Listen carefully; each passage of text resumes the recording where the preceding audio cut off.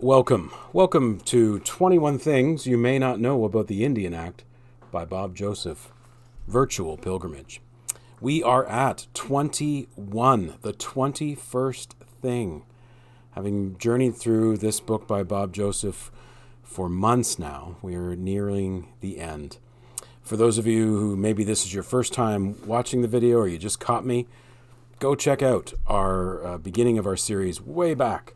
And get the book, walk through the book, put all your tags in the book, all the things, and get ready to learn something about the Indian Act that you probably didn't know. My name is the Reverend John Borthwick, and I am the minister here at St. Andrew's in Guelph, and I've been inviting my congregation to follow me, to join, to come alongside this amazing book that unpacks much of the Indian Act in a way that we need to hear it unpacked. We need to see the ways in which it was so incredibly intentional. And so here's the 21st thing. Is a piece of legislation created under colonial rule for the purpose of subjugating a group of people. And he uses the definitions from the Oxford Canadian Dictionary. Subjugate, meaning 1, bring a country, a people, etc. into subjugation or conquer.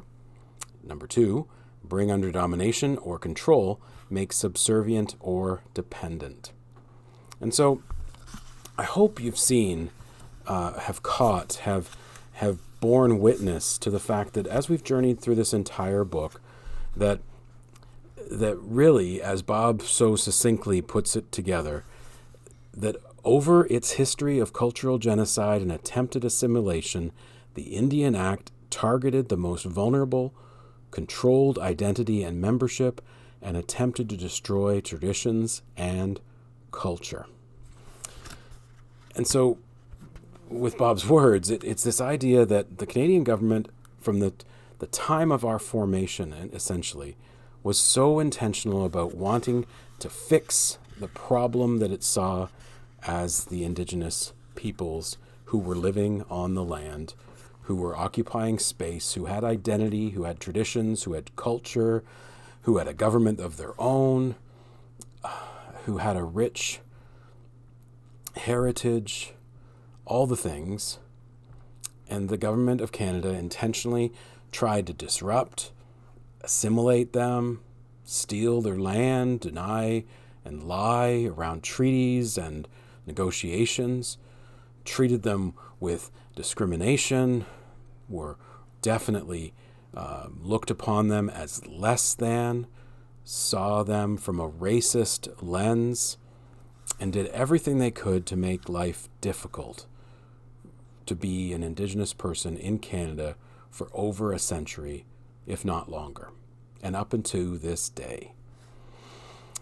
He allows for, Bob, in this final 21st thing, he allows for the apology and speaks to those apologies and promises of governments of the past. He specifically touches on the apology that was offered by Prime Minister Stephen Harper in 2008. He publishes the transcript of that. Again, you can read that in the book.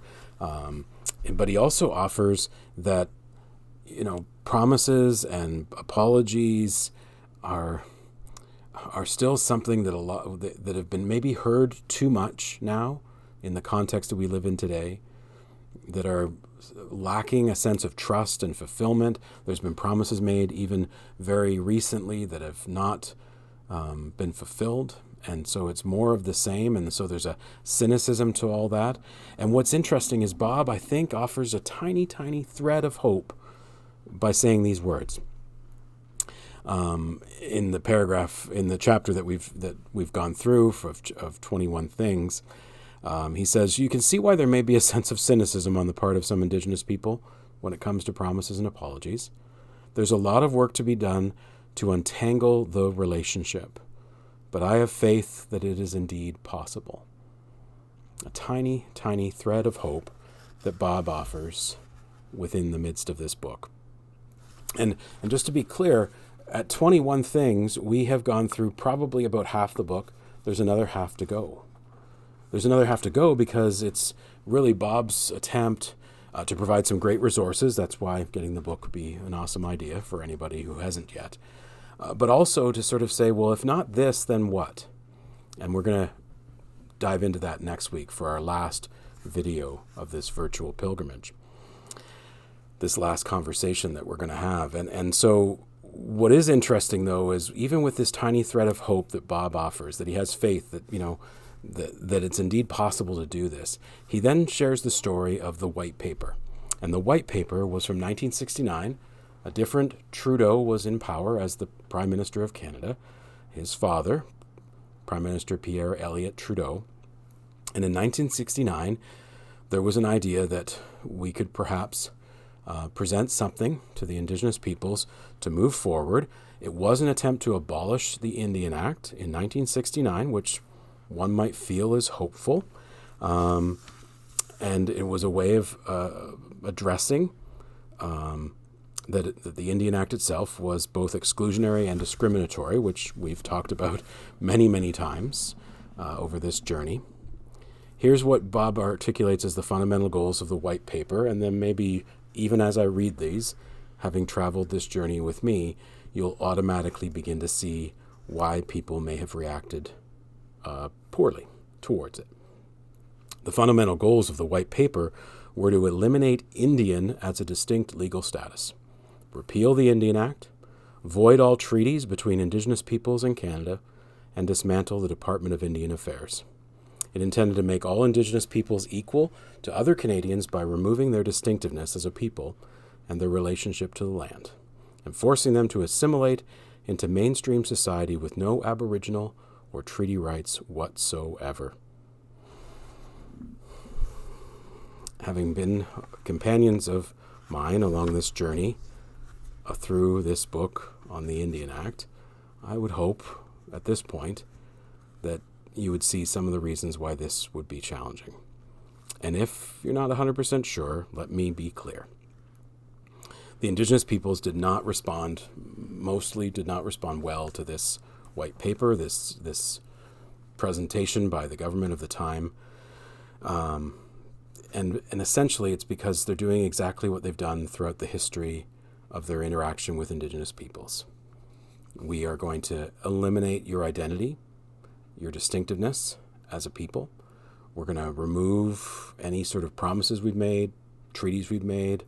We're going to break all those because what we want is for you just to become a regular Canadian and let's move on.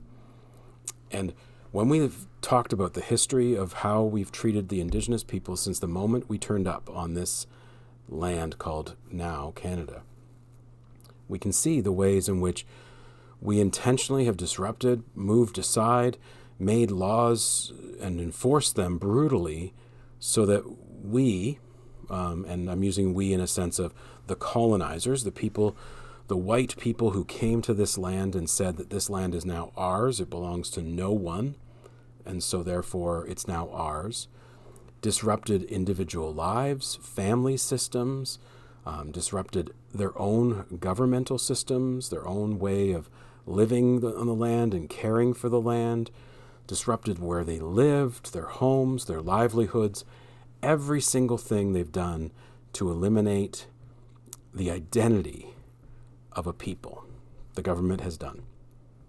And so their solution is, well, then let's just eliminate it all.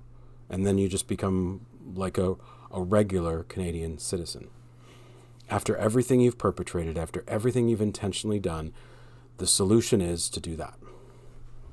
Because we've seen throughout the time of how they'll say, well, you can have this, but you must now no longer be considered an Indian. And you'll lose all your status. You'll lose all the pieces of that. Or you can have this, but then you have no right. You have to waive your right of any claim on this, that, the other. And yet, within all that is this percolated sense of, but that's not justice.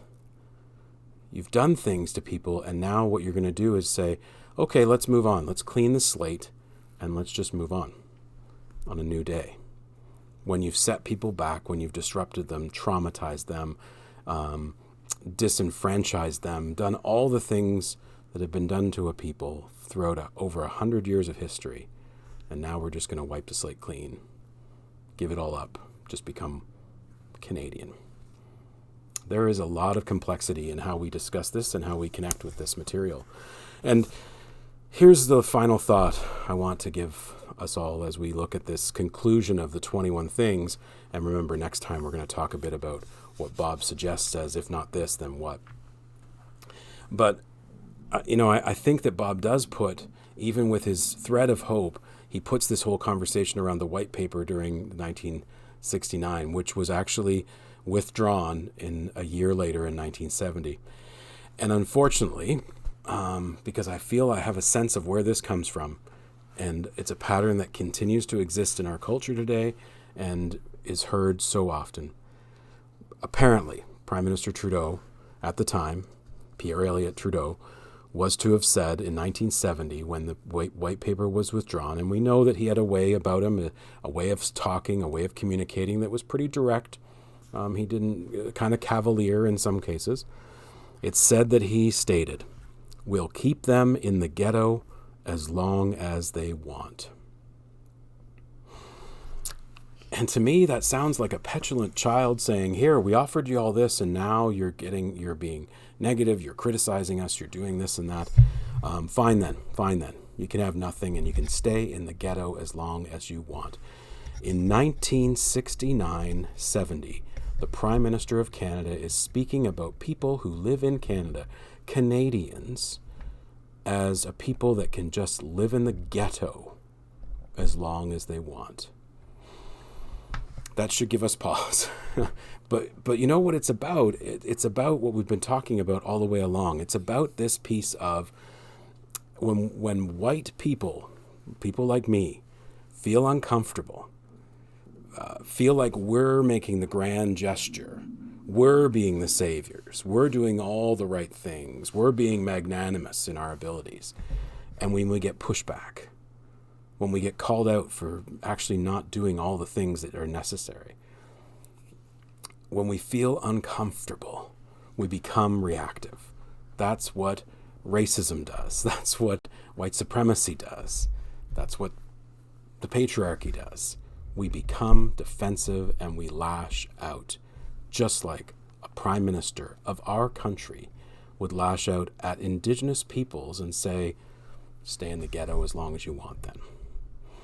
Instead of sitting with that discomfort, having the conversations that are needed to be had, speaking about justice, what that looks like, reparation, what's that look like, reconciliation, as if there's a relationship that could possibly be reconciled. What does that relationship even look like? And yes, it's going to take a long time, and yes, it's going to not be easy, and yes, it's going to cost us all something. But here's the thing, isn't it? It feels like the Prime Minister of Canada in 1970, having done all this work, I'm sure it was a lot of work, and presented what they thought in good faith was the right way forward, it was still about the essence that we started with all the way back in the beginning. It was about fixing the Indian problem. And until we get over that, until we move on beyond that, then I don't know where justice or reconciliation or even just building right relationships with peoples who live in our country, I don't know where they're going to go from here. I want to have the same thread of hope that Bob Joseph articulates, but I want to acknowledge it's going to take a lot of work, a lot of time, a lot of listening, and a lot of discomfort, because we're not going to get there. In this experiment called Canada, in this nation that we believe is supposed to be working together as a people, we've got a lot of work ahead of us. And so, thank you so much for listening, for connecting with the 21 things you may not know about the Indian Act. I hope you know a little more now. And with that knowledge, I hope that you will decide to do something. Maybe learn more, maybe connect with some things, maybe try to build in a little tiny way relationships and understanding in your own individual life, and pay attention to what's happening in the larger scheme of things in our government when promises are made and not kept. this is a long journey forward, and it doesn't get easier. We can't just put it away. We can't just ignore it. This is what Canada looks like. Thank you for joining me. Join me next time for our final wrap-up of the whole 21 Things You May Not Know About the Indian Act virtual pilgrimage.